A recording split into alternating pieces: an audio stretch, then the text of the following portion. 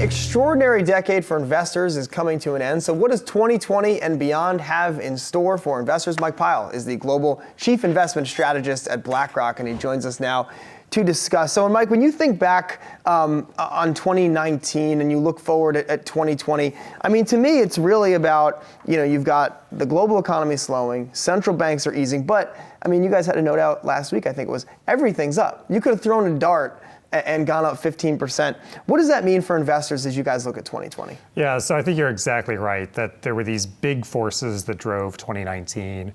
We saw a major geopolitical risk in the trade tensions between the US and China, slowing the economy. We saw this big pivot out of the Fed and other central banks. Those were the drivers of 2019, and in particular with respect to equity markets, rates, that Fed pivot drove multiples up, drove bonds to all-time sort of highs. That's really behind us as we go into 2020. And we think the big story of 2020 is these things that drove 2019 are receding into the rearview mirror and are going to have to hand the baton off to growth.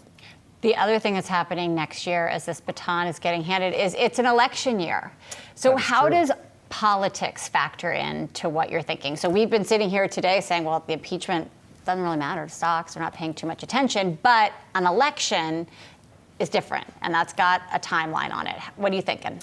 Yeah, so I'd say two things. One, it is a part of our thesis for 2020 that, the type of geopolitical risk we saw in 2019 kind of going into the rearview mirror, but that's going to be replaced by a more domestically oriented political set of risks. We're seeing a preview of that this week with the UK election. As we go into 2020, that kind of more domestic oriented political risk is going to be front and center. In terms of how we see that in the US, the thing I would say is there's just going to be a fair amount of uncertainty. There's certainly going to be a lot of noise in the system, but beyond that, the policy outcomes on the table are historically divergent. As you reflect on the last decade, of course, there was a lot of growth, a lot of recovery, but also perhaps some PTSD, right? Where you're still having the aftershock, even psychologically, with people like myself or people who are a bit older who graduated right during the recession. When you think about how that kind of impact and how you're seeing it tangibly with your investors, what are you really seeing now as you take a moment to reflect?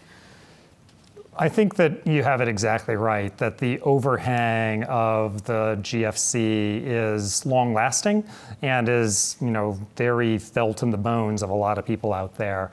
And, I'd say to the extent there's a positive from that, I'd say there are two. First, the types of financial excesses that we've seen build up in the system before, whether it was the tech boom, whether it was the housing boom that ended up ending prior cycles, those don't look as apparent now, which we think, secondly, is important because it means the cycle can extend from here. And that means that even as it's kind of growing slow, it can keep growing for a while.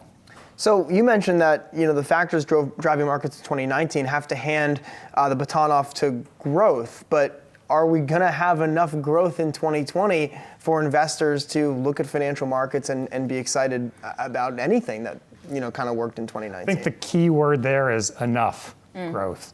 I think the power handoff to central banks this year really drove multiples a lot higher, and that drove this very powerful equity market performance this year.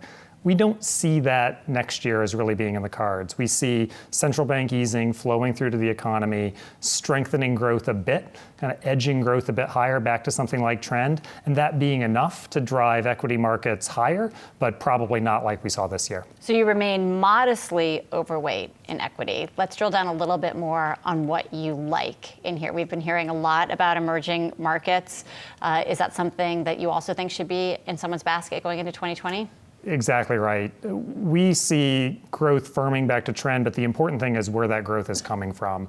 We think over the course of the year, trade risks going more or less sideways, that's going to offer some breathing room, we think, for global trade, manufacturing, CapEx to come back a bit. And particularly given how beaten down valuations are in emerging markets, in Japan, and a handful of other places, that changing composition of growth offers some room for outperformance.